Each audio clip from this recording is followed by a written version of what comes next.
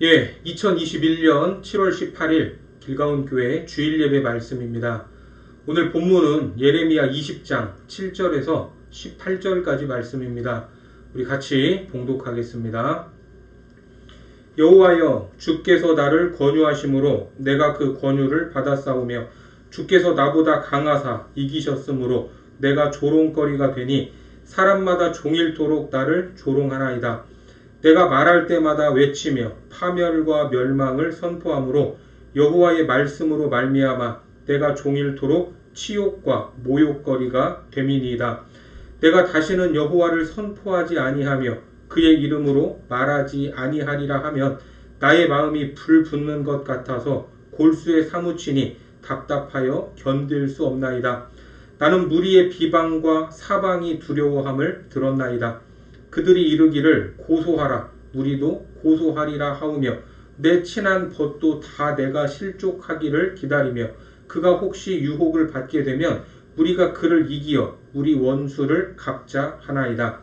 그러하오나 여호와는 두려운 용사 같으시며 나와 함께 하심으로 나를 박해하는 자들이 넘어지고 이기지 못할 것이오며 그들은 지혜롭게 행하지 못함으로 큰 치욕을 당하오리니 그 치욕은 길이 잊지 못할 것이니이다.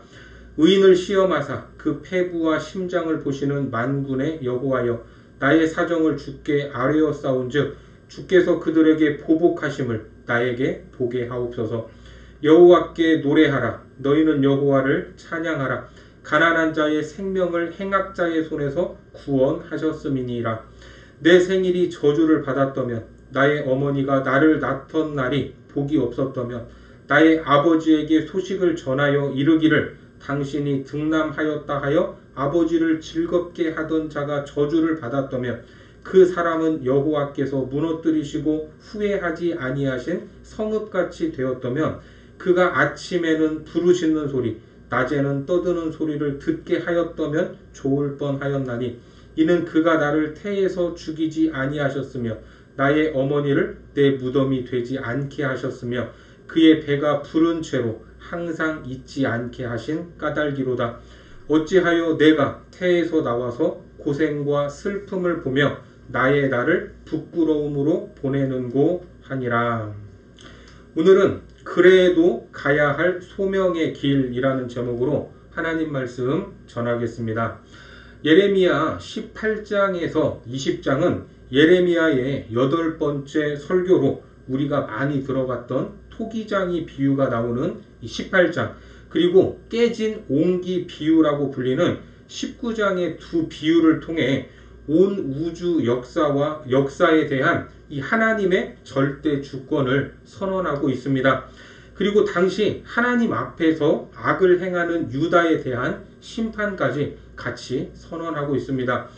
먼저 예레미야는 토기장이 되시는 하나님이 진흙을 마음대로 할 수 있지 않느냐고 비유하면서 진흙이 토기장이 손에서 그릇으로 빚어지듯이 유다의 운명도 하나님의 손에 달려 있다는 것을 상기시키면서 어리석은 재앙의 길에서 속히 돌이킬 것을 강력하게 촉구했습니다. 예레미야 18장 11절 말씀을 보겠습니다. 그러므로 이제 너는 유다 사람들과 예루살렘 주민들에게 말하여 이르기를 여호와의 말씀에 보라, 내가 너희에게 재앙을 내리며 계책을 세워 너희를 치려 하노니 너희는 각기 악한 길에서 돌이키며 너희의 길과 행위를 아름답게 하라 하셨다 하라. 하지만 예레미야의 이런 심판 메시지를 들은 유다 백성들이 어떻게 반응을 했습니까? 회개하지도 않고 오히려 예레미야를 핍박하고 죽이려고 했습니다. 그렇게 심판 경고에도 불구하고 유다 백성들의 악행은 계속되었고 당시 제사장이자 성전의 총감독이었던 바스훌, 이 사람은 예레미야를 지지하지는 못할 망정 때리고 감금하기까지 했습니다. 그러자 예레미야는 하나님의 이름으로 바스훌에게도 임할 재난을 예언하게 됩니다. 예레미야 20장 6절 말씀을 보겠습니다. 바스훌아, 너와 내 집에 사는 모든 사람이 포로되어 옮겨지리니 내가 바벨론에 이르러 거기서 죽어 거기에 묻힐 것이라. 너와 너의 거짓 예언을 들은 내 모든 친구도 그와 같으리라 하셨느니라. 이러한 상황에 놓였던 선지자 예레미야의 마음이 어떻겠습니까? 심판의 메시지를 들은 백성들이 듣지 않아도 계속해서 심판의 메시지를 전해야 하는 자신의 선지자적 소명과 더 나아가서 백성들의 박해로 인해 감내해야 했던 내적인 갈등과 고통이 있었을 것입니다. 바로 그런 마음을 오늘 본문에서 토해내고 있습니다. 자, 본문 8절 말씀을 보겠습니다. 내가 말할 때마다 외치며 파멸과 멸망을 선포함으로 여호와의 말씀으로 말미암아 내가 종일토록 치욕과 모욕거리가 됨이니이다. 어떻습니까? 분명히 하나님께서 주신 메시지를 전하면 사람들이 거기에 반응을 하고 그 말씀 앞에 엎드려야 하는데 오히려 고통을 누가 당합니까? 그 메시지를 전한 자신이 당하고 있습니다. 자, 여러분 같으면 이런 분위기에서 이 같은 메시지를 계속 전할 수 있겠습니까? 저 같아도 듣지 않으니까 전하지 않을 것 같습니다. 거기다가 생명의 위협까지 가하는데 무엇을 더 할 수가 있겠습니까? 그런 마음이 예레미야 안에도 있었던 것입니다. 선지자의 소명을 포기하고 싶은 마음, 그래도 하나님이 주신 메시지인데 포기해서는 안 된다 하는 마음, 이 두 가지 마음이 충돌하면서 내적 갈등에 휩싸여 있었던 것입니다. 본문 9절 말씀 보겠습니다. 내가 다시는 여호와를 선포하지 아니하며 그의 이름으로 말하지 아니하리라 하면 나의 마음이 불붙는 것 같아서 골수에 사무치니 답답하여 견딜 수 없나이다. 예레미야는 이처럼 심한 내적 갈등을 겪으며 더 이상 하나님께 받은 메시지를 선포하지 않겠다는 결심을 하기도 했습니다. 하지만 하나님의 말씀이 마음속에 타오르는 불과 같아서 전하지 않고는 도저히 견딜 수 없었던 것입니다. 예레미야에게 더욱 낙심이 된 것은 어려운 때에 위로와 도움이 되어야 할 친구들마저도 자신이 잘못되기를 바라고 있었다 하는 사실입니다. 본문 10절 보겠습니다. 나는 무리의 비방과 사방이 두려워함을 들었나이다. 그들이 이르기를 고소하라 우리도 고소하리라 하오며 내 친한 벗도 다 내가 실족하기를 기다리며 그가 혹시 유혹을 받게 되면 우리가 그를 이기어 우리 원수를 갚자 하나이다. 상황이 이러함에도 불구하고 그의 중심에는 흔들리지 않는 신앙도 있었습니다. 바로 두려운 용사 같은 하나님께서 함께 하신다 하는 확신이었습니다. 그 하나님께서 자신을 대적하는 자 앞에서 계시는 분으로 믿었던 것입니다. 계속해서 11절 말씀 보겠습니다. 그러하오나 여호와는 두려운 용사 같으시며 나와 함께 하심으로 나를 박해하는 자들이 넘어지고 이기지 못할 것이오며 그들은 지혜롭게 행하지 못하므로 큰 치욕을 당하오리니 그 치욕은 길이 잊지 못할 것이니이다. 그리고 원수의 멸망을 확신했습니다. 두려운 용사이신 하나님이 함께 하시니 예레미야를 박해하던 원수들은 결국 넘어지고 큰 치욕을 당하게 할 것이다 하는 것을 확신했던 것입니다. 이러한 확신은 예레미야로 하여금 하나님께 대한 전적인 신뢰를 표현하고 하나님을 찬양하는 데까지 나아가도록 이끌었습니다. 13절 말씀입니다. 여호와께 노래하라 너희는 여호와를 찬양하라 가난한 자의 생명을 행악자의 손에서 구원하셨음이니라. 예레미야에 대해서 아시는 분들은 기억하시겠지만 그가 선지자로 부름을 받을 때 하나님 앞에서 항변을 했던 적이 있습니다. 예레미야 1장 4절에서 6절까지 말씀을 보면 여호와의 말씀이 내게 임하니라 이르시되 내가 너를 모태에 짓기 전에 너를 알았고 내가 배에서 나오기 전에 너를 성별하였고 너를 여러 나라의 선지자로 세웠노라 하시기로 내가 이르되 슬프도소이다 주 여호와여 보소서 나는 아이라 말할 줄을 알지 못하나이다 하니 나는 아이라 말을 못합니다. 이렇게 항변을 했던 인물이 바로 예레미야입니다. 하지만 하나님이 강권하셨기 때문에 그는 소명에 응할 수밖에 없었습니다. 그러면 그 선지자의 길이 좀 평탄하면 얼마나 좋겠습니까? 메시지를 전했을 때 백성들이 즉각 반응하고 회개하고 그 말씀을 청종하면 얼마나 좋겠습니까? 하지만 현실은 정반대였습니다. 하나님의 말씀을 받아 회개하고 돌이키지 않으면 심판을 받는다 하는 메시지를 성실하게 전했지만 백성은 돌이킬 생각조차 하지 않고 오히려 더 완악한 태도로 그의 예언을 거부하고 조롱하고 핍박했으니 말입니다. 우리 역시 그리스도인으로서 애매한 고난이나 핍박을 당할 수 있습니다. 세속적인 가치로 가득한 세상 한가운데서 참된 그리스도인으로 살아가는 것만으로도 고난과 핍박을 피할 수 없기 때문입니다. 세상은 안목의 정욕, 육체의 정욕, 이생의 자랑이라는 잣대로 그리스도인들을 조롱하고 핍박합니다. 그 강도는 날이 갈수록 더해져만 가고 있습니다. 회사와 학교에서 예배를 드리거나 성경 공부를 하면 지탄의 대상이 되기도 하고, 그리고 먼 나라 이야기로만 여겨졌던 동성애와 같은 이슈가 이제는 우리가 마주해야 하는 현실적인 문제가 되어버렸습니다.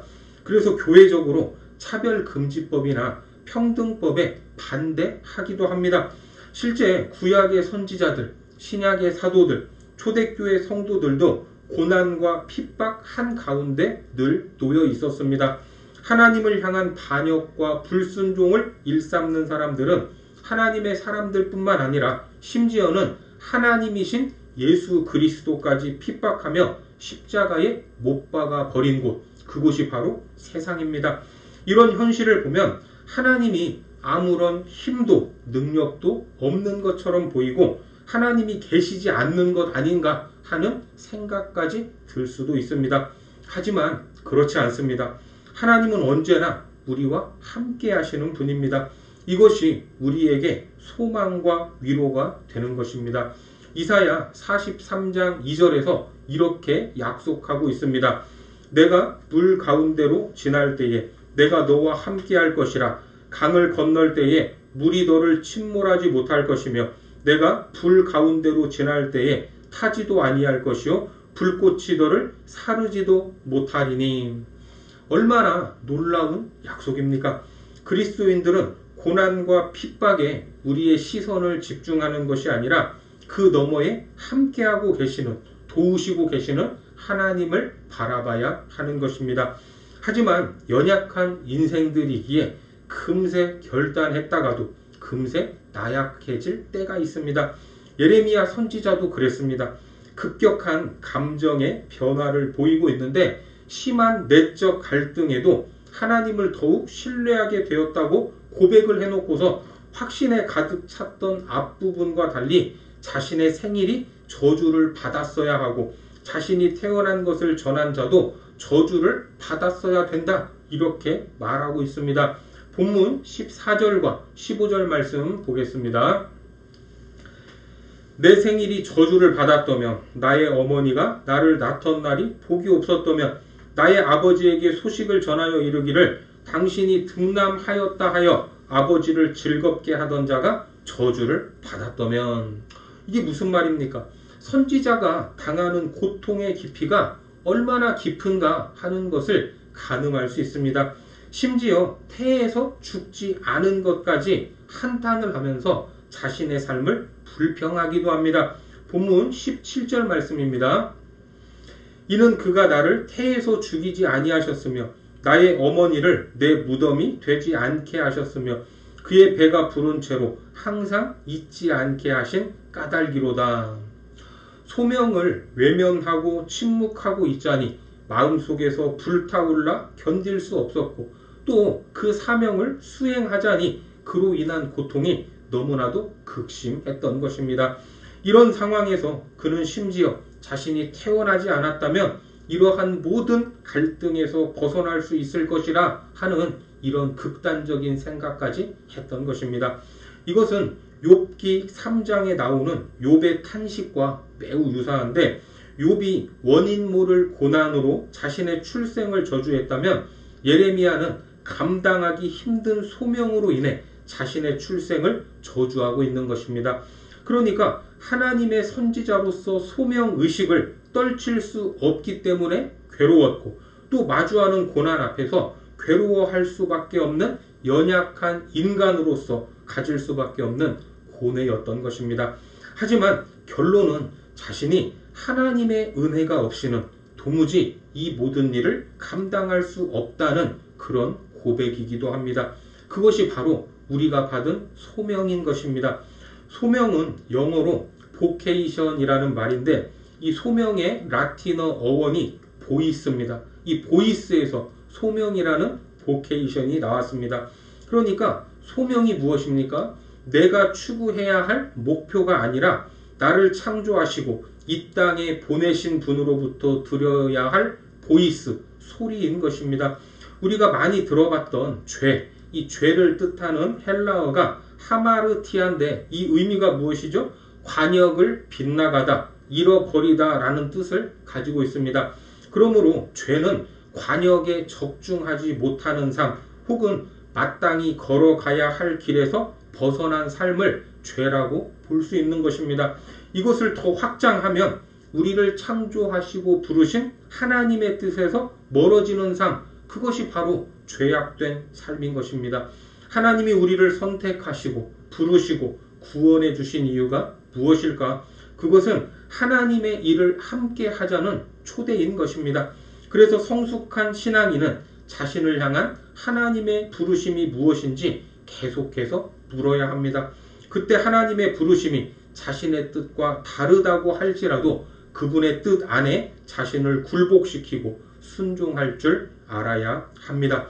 그렇게 순종하는 마음으로 소명의 길을 가는 사람은 영광과 함께 고난까지도 각오해야 할 것입니다. 로마서 8장 17절 말씀 보겠습니다. 자녀이면 또한 상속자, 곧 하나님의 상속자요 그리스도와 함께한 상속자니 우리가 그와 함께 영광을 받기 위하여 고난도 함께 받아야 할 것이니라. 예수님께서도 자기 뜻을 내려놓고 하나님의 뜻에 온전히 복종하심으로 죽음까지 받아들이셨습니다. 그러나 이것은 쉬운 일이 아닙니다. 소명을 따라 살다 보면 수많은 회유와 핍박을 경험하기 때문입니다. 그때 우리는 고난 자체에 집중하는 것이 아니라 그 순간에도 함께 하시고 도우시는 하나님만을 바라봐야 합니다. 받은 소명에 충실하여 어떠한 상황에서도 올곧게 하나님의 말씀을 전하고 그분의 뜻에 순종할 수 있는 비결, 그것은 불같은 하나님의 말씀에 사로잡히는 것 외에는 방법이 없습니다.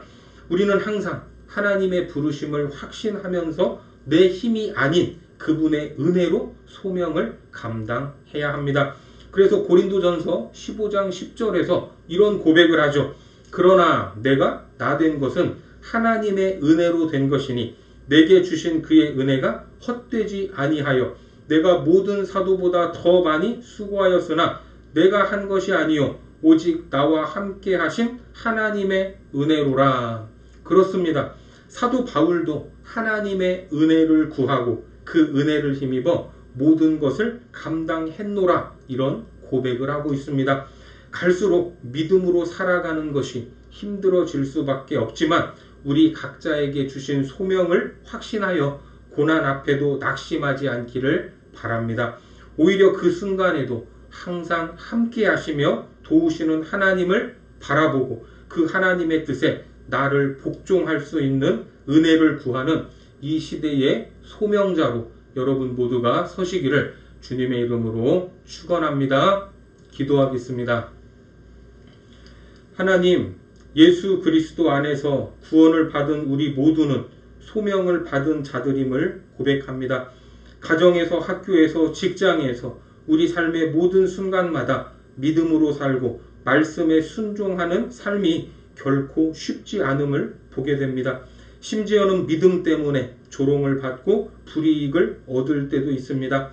하지만 우리가 받은 그 소명을 잊지 않게 하시고 하나님의 은혜를 구하며 함께 하시는 하나님을 바라보며 믿음으로 나아갈 수 있도록 인도하여 주옵소서. 예수님의 이름으로 기도드립니다. 아멘.